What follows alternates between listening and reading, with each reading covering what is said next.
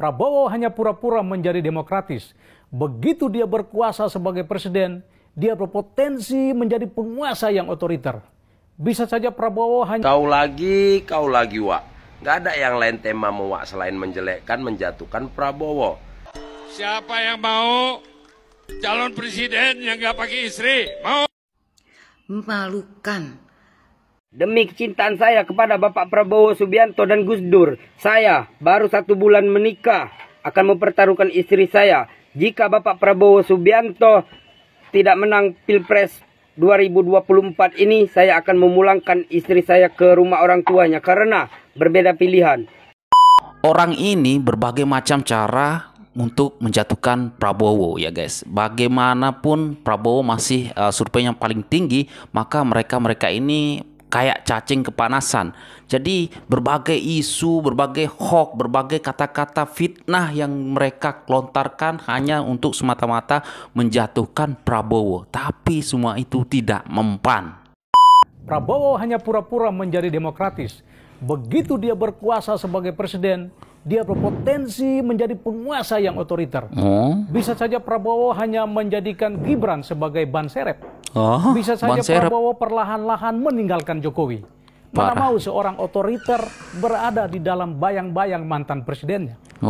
Bisa saja Prabowo akan memberangus kebebasan pers, melarang media sosial, menangkap para aktivis pro-demokrasi, mengubah sistem pemilu dari pemilihan langsung menjadi pemilihan oleh MPR seperti di era Orde Baru.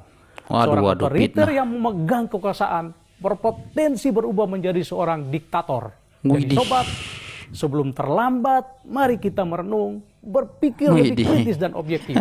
Sudah aku merenung. Kita mempercayakan masa depan anak cucu kita kepada seorang otoriter?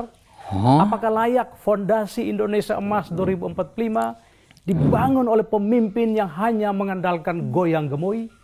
Kasihan generasi muda kita yang hanya mendapat suguhan goyang gemoy. Padahal mereka ingin mendapat suguhan gagasan dan program berkualitas yang bisa menjamin masa depan mereka. Jumlah orang miskin 26 juta jiwa tidak bisa berkurang hanya dengan goyang gemoy. Waduh, sebentar. Ya siapalah yang mau berantas kemiskinan dengan goyang gemoy guys. Lucu sekali Bapak ini. Bapak kalau mau memburukan atau memfitnah janganlah kayak gitu ya. Hampir 9 juta orang tidak bisa diberikan lapangan kerja dengan sekedar goyang gemoy. Ketimpangan antara kaya dan miskin yang masih tinggi tidak bisa diatasi dengan goyang gemoy. Korupsi yang masif dan penegakan hukum yang lemah juga tidak bisa diberantas dengan goyang gemoy. Goyang gemoy hanyalah tipu-tipu untuk menutupi kekurangan Prabowo dalam rekam jejak kerja, menutupi dosa masa lalu Prabowo dalam pelanggaran hak asasi manusia. Sobat, biarkan saja Prabowo sok gemoy dengan goyangannya. Kita anggap lelucon saja. Jangan pilih pada 14 Februari 2024 nanti. Memilih Prabowo sama saja dengan kita membiarkan negara yang kita cintai ini terperosok. Waduh guys, fitnah ini semakin keji ya. Waduh, parah lah ini. Lagipun Pak, kenapa lah bilang gitu ya? Ya nggak mungkin lah kita mau berantas korupsi, Pak Prabowo mau berantas korupsi dengan goyang gemoy ya guys. Masa misalkan Pak di Jakarta Timur ada sekelompok orang miskin, tenang, nanti akan kugoyang. Kan nggak mungkin, nggak masuk akal juga Pak. Ya Allah, ini kalau mau memang kalau benci boleh benci ya Pak, tetapi janganlah sebar hoax, sebar fitnah. Pokoknya mengatakan sesuatu yang tidak ada kaitannya dengan goyang gemoy, dengan memberantas korupsi juga ya, memberantas orang miskin juga ya Pak. Waduh, ini parah kali lah. Tetapi aku pun nggak tahu lah guys. Memang mereka ini sudah kepanikan ya. Sudah kayak cacing kepanasan. Jadi berbagai macam cara mereka untuk menjatuhkan Prabowo ya guys. Karena survei sudah menunjukkan kalau Prabowo sudah di atas mereka ya. Sudah kepanasan lah pastinya kan. Ini ngawur lah ya guys. Ngawur kali ya. Kalau mau memburukkan ataupun menjelekkan ataupun memfitnah itu janganlah kayak gini ya.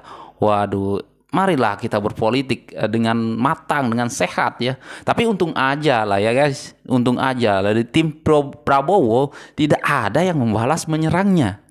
Tidak ada yang mengusik kubu 10103. Prabowo santai saja ya guys. Biarlah mereka yang kepanasan, biarlah mereka yang agak kayak cacing kepanasan. Kita walaupun semakin Prabowo ya, maksud saya Prabowo Gibran semakin dihina, semakin difitnah, semakin dihujat, survei Pak Prabowo semakin meningkat. Waduh parah ini guys. Jadi guys, masih maukah Anda percaya dengan orang-orang yang seperti ini? Parah. Dan ini ada lagi guys, video yang masih tentang mau menjatuhkan Bapak Prabowo. Ya biasalah, Bapak Prabowo kan sudah berpisah lama ya guys. Sekarang malah jadi bahan ejekan ya. Apakah kalian mau ada presiden yang tidak ada ibu negaranya? Itu kata mereka semata-mata ingin menjatuhkan, merendahkan Bapak Prabowo ya. Itu soal personal lah menurut saya. Nggak usah lah ke sana ya. Mau nggak ada istri kek, mau istrinya 3 kek, boleh aja jadi presiden ya. Oke, kita nonton video ini. Soalnya ada orang yang cemburu. Begitu jalan rame-rame dengan Pak Ganjar. Tapi Pak Ganjar adalah seorang suami istri yang sejahtera. Ya, oke. Lantas, jadi kalau calon presiden tuh harus sejahtera, suami istri. Iya. Betul? Siapa yang mau calon presiden yang nggak pakai istri? Nah mau? ini, waduh. Aduh.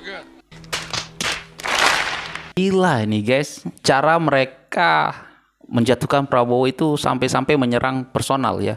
Masalah hubungan keluarga itu ya kan pribadi. Kita nggak tahu lah masalah Bapak Prabowo dulu dengan keluarganya bagaimana kan. Kita nggak tahu. Seandainya misalkan tidak ada istri juga kenapa ya? Kenapa? Waduh, kadang-kadang sampai saya sedih ya melihat Bapak Prabowo yang selalu difitnah. Kadang-kadang disandingkan fotonya diedit Bapak Prabowo dengan Pak Jokowi ya, yang Pak Jokowi jadi perempuannya dan Prabowo jadi lelakinya. Waduh, parah sekali ya guys. Sedih lah, miris lah oleh cara-cara mereka yang kotor ini ya guys.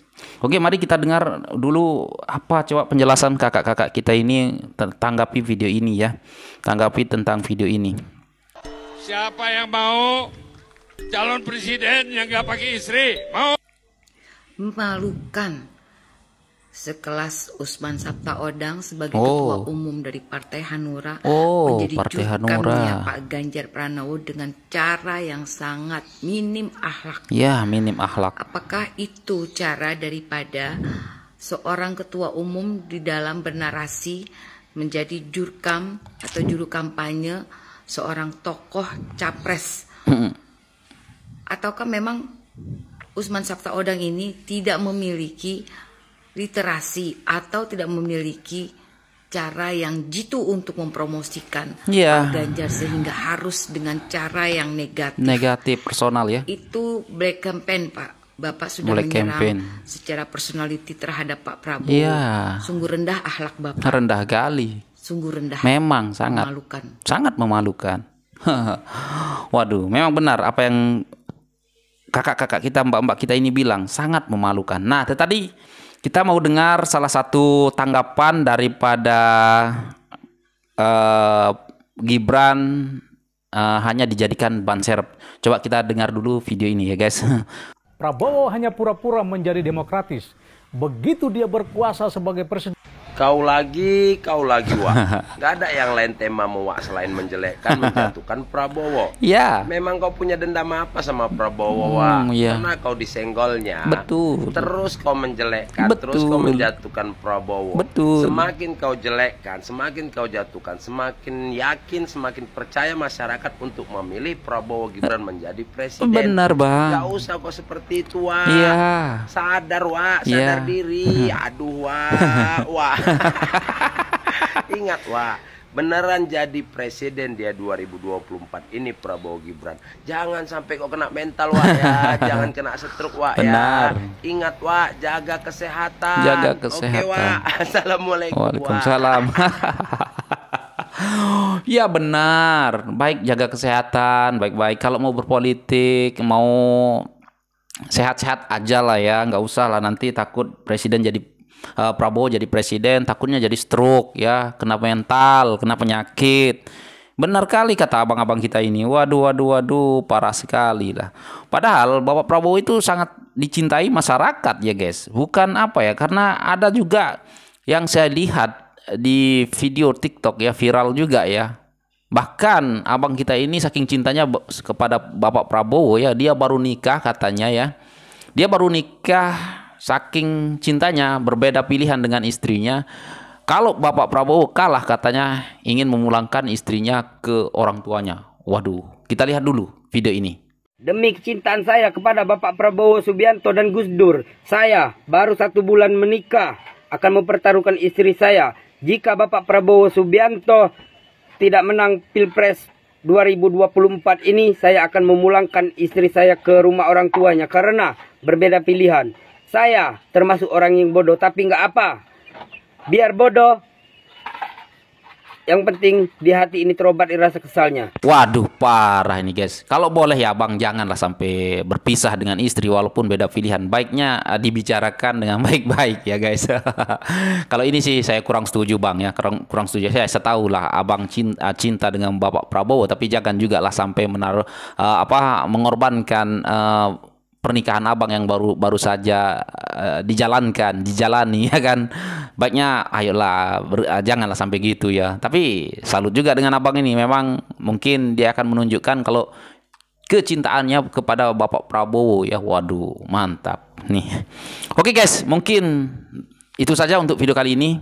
Jadi benar, semakin direndahkan, semakin difitnah, semakin diremehkan ya, Bapak Prabowo ini semakin elektabilitasnya semakin naik, semakin meningkat, surveinya semakin melejit, dan itu fakta ya, itu fakta bukan hoax. Dan yang sangat saya salut, kubu-kubu Prabowo tidak ada yang menyerang 01, 03. Mereka santai saja ya, santai. Dan ketika mereka menyerang Bapak Prabowo, maka dalam pikiran saya, dalam hati saya, mereka itu sebenarnya sudah panik. Panik kenapa? Karena Bapak Prabowo, kenapa semakin aku jatuhkan Bapak Prabowo, kenapa surveinya semakin melejit terus nih? Waduh, kita harus cari strategi lain nih untuk menjatuhkan Prabowo. Lagi-lagi dia isu HAM, dia ungkit joget gemo, nggak bisa memberantas kemiskinan. Ya siapa bilang Pak, kalau misalkan ada orang miskin terus kita joget-joget aja terus kaya gitu kan? Enggak juga ya kan. Yang masuk akal lah Pak ya. Oke guys, bagaimana menurut Anda? Ayo silahkan komen di bawah. Apa pendapat Anda tentang bapak-bapak ini, dua bapak-bapak ini ya, yang sangat-sangat membenci Bapak Prabowo, sampai-sampai memfitnah, sebar hoax dan berbagai ya.